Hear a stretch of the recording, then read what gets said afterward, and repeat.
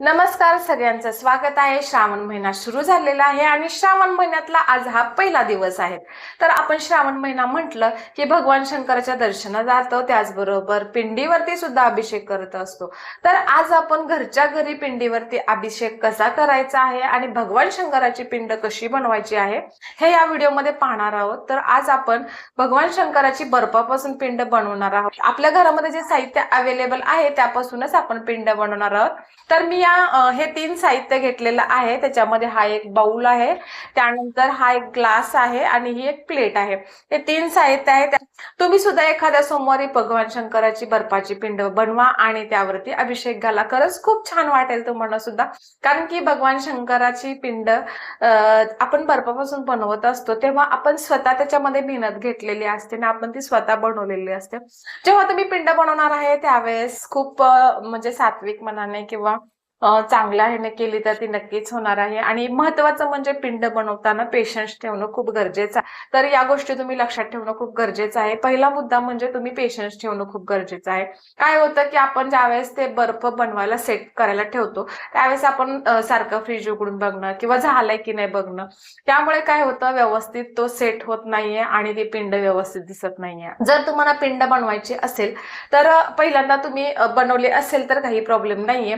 तुम्हाला माहितीच असणार की कोणत्या भांड्यामध्ये ती व्यवस्थित तयार होत असते. परंतु जर तुम्ही पहिल्यांदाच जर बनवत असाल तर बऱ्याच गोष्टीची काळजी घेणं खूप गरजेचं आहे. कारण की काय होतं की आपण पिंड बनवतो आणि आपल्याला पूजा करायची असते आणि आपण ज्यावेळेस पिंड बनवतो तर ती व्यवस्थित होते का, तर झाली तर ठीक, नाही झाली तर परत प्रॉब्लेम येतो. त्यामुळे पहिल्यांदा तुम्ही काय करायचं आहे की पिंड बनवताना आधी 1-2 दिवस तुम्ही ती पिंड बनवून बघायची आहे. ती व्यवस्थित सेट झाले का बघायची. एखाद्या म्हणजे तुम्ही एखाद्या भांड्यामध्ये किंवा एखाद्या ठिकाणी तुम्ही ती व्यवस्थित काढायची आहे. व्यवस्थित पिंड झाले का ती पाहायची आहे. आकार व्यवस्थित दिसतोय का बघायचा आहे आणि ते तसेच आकार त्या भांड्यामध्ये तुम्ही ठेवायचे आहे आणि ज्या दिवशी तुम्हाला पूजा करायची आहे त्या दिवशी ती पिंड बनवायची आहे आणि त्यावरती अभिषेक घालायचा आहे. त्यामुळे महत्वाचा मुद्दा असा आहे की तुम्ही पिंड बनवणार आहे तर तुम्ही पहिल्यांदाच जर पिंड बनवत असाल तर अगोदर 2 ते 3 दिवस पिंड बनवा.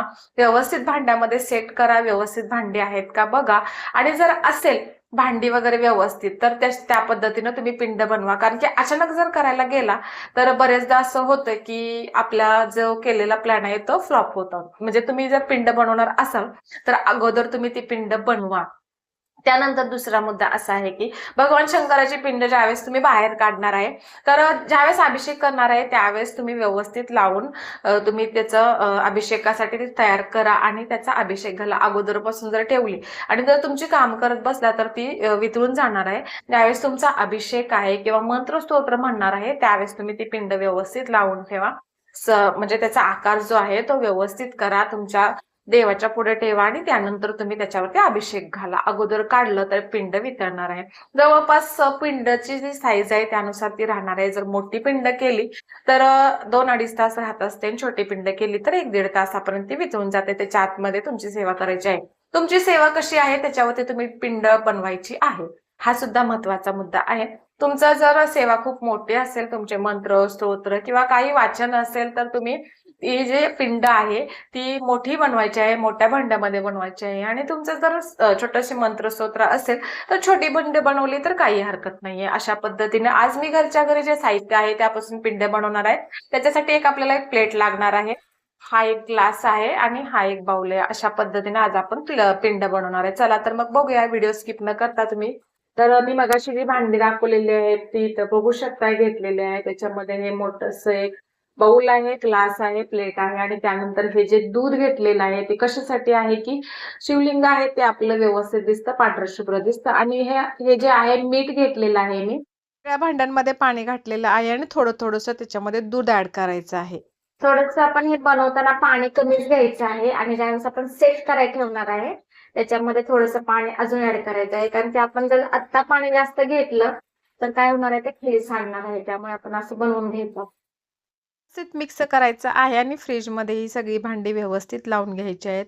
तुम्हाला जसं सोयीस्कर पडेल तशा पद्धतीने तुम्ही व्यवस्थित भांडी लावून घ्या. मी सुद्धा लावून घेतलेली होती आणि त्याच्यामध्ये थोडंसं परत पाणी ॲड केलं आणि फ्रीजचं टेम्परेचर वाढवलं. त्यानंतर जवळपास 4 ते 5 तासानंतर मस्त असं सेट झालेलं होतं. आकार निघाले व्यवस्थित. थोडा वरचा तुटलेला होता पण ठीक होता.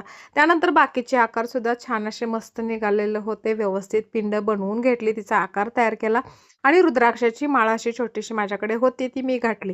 त्यावरती बेलपत्र ठेवले. तर पिंड कशी वाटलेली आहे कमेंट बॉक्समध्ये नक्की सांगा. चॅनेलला सबस्क्राईब केलं नसेल तर सबस्क्राईब करा. त्याचबरोबर या श्रावणातील एखाद्या सोमवारी तुम्ही सुद्धा अशी छान अशी मस्त पिंड बनवा आणि त्यावरती अभिषेक घाला. धन्यवाद. श्री स्वामी समर्थ.